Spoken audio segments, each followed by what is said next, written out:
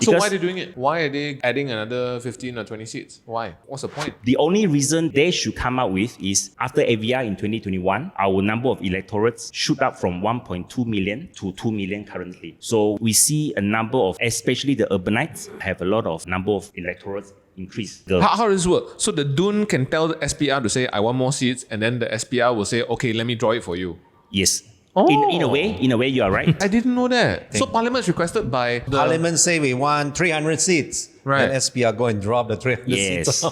So like in Sarawak case right now, Sarawak DUN have passed and gazetted only a week after. It was built table on the 7th. Gazettement is on the 15th. Which is like super very fast. Yeah. So based on 2015 delineation, the period is like a month later. At least still fast, but this round is super fast. So we suspect they want to expedite the whole thing. I'm still not clear as to like why adding these seats. Does it make it easier to win or what? Most of the political party, they want to, in a way, reward their members. Meaning to say, you help me a lot. You help me a lot. I reward you by putting you to become the councillor in the local government. I'll appoint you. Then if you want higher responsibility, maybe I can put you to be the candidate in respective DUN. If you win, then you become Yang Berhormat. So that's why now in Sarawak, if we increase to 99, which is already passed, that is something that we cannot reverse back. We will have 99 Yang Berhormat ADUN di Sarawak sahaja out of 600. So that's 15 extra seats to reward 17 people with, or 17 extra seats to reward people with. Okay. Do you concur with that? Yeah, it's because in Sarawak, the ruling coalition, it's always assured of its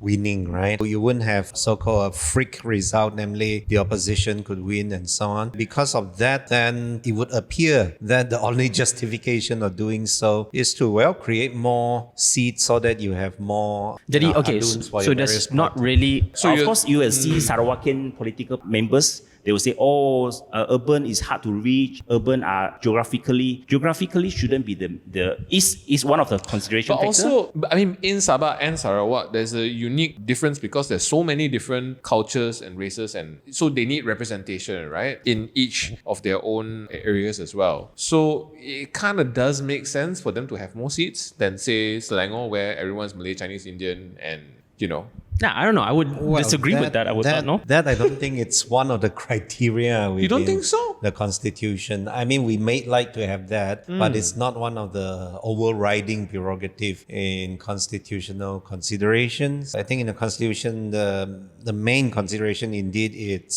that to the extent possible, you have more or less the same amount of people with the same amount of representatives, and so irregardless of all this, like race, religion, and so on. But of course, it's nice to have such. You see, for example, our friend Bong Mokta, a very colorful figure, certainly. His constituency, Parliament, Kinabatangan, is larger than the state of Pahang in land size. I didn't know that. So sometimes, because it's very sparsely populated, right? You need to rob in a lot of people in very remote areas. Yeah. Same goes to Hulu Rajang, is also a size of Pahang. So if you guys don't think that cultural representation is important in terms of the democracy, what about landmass? Sorry, culture is important. For me, it's important. But then again, that's not the sole drivers, yes. Landmass? Yeah, is that because presuming that an ADUN needs to meet their constituents every once in a while? Practically how to run an election in places like this where there's no internet connection. That's why there's no standard answer, because if you refer to the 13th schedule, the approximately in the constitution is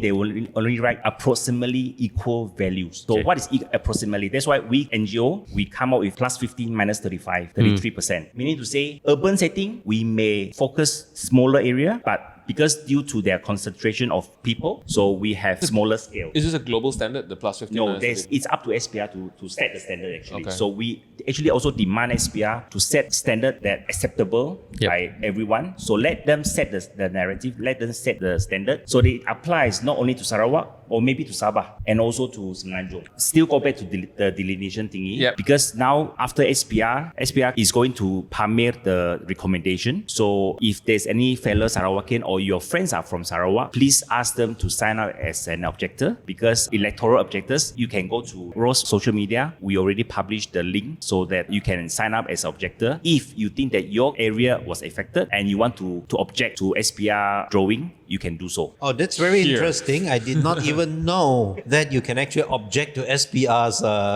drawing. Yes. Then how? They will reconsider? So basically, in brief, because it's my closing thing, we need to gather a group of 100 people, so that particular area For every seat. for every kawasan. The new Kawasan or the old Kawasan? The new Because kawasan, the new drawing, the Okay, new area. okay. So if you are affected, you can sign up as an objector. Of course, there's forms for you to fill up and everything, and we will submit it as one of the objectors, and you have a chance to elaborate. Out of 100, a group of 100, only 3 people can go in and object. The current SPR chairman is Professor Asmi Sharom, Oh, is Asmi Sharom, yeah, right. who was also yeah, human yeah, rights yeah. advocate and so on. Yeah. Let us hope that you have the wisdom to make all this adequate as well as fair ruling. The current Yeah. 7 commissioner, 3 of them, at least 3 are of the human rights side. Have a human rights so we background, hope okay. that they will be able to produce something fair for the rakyat lah. #pressure, no pressure.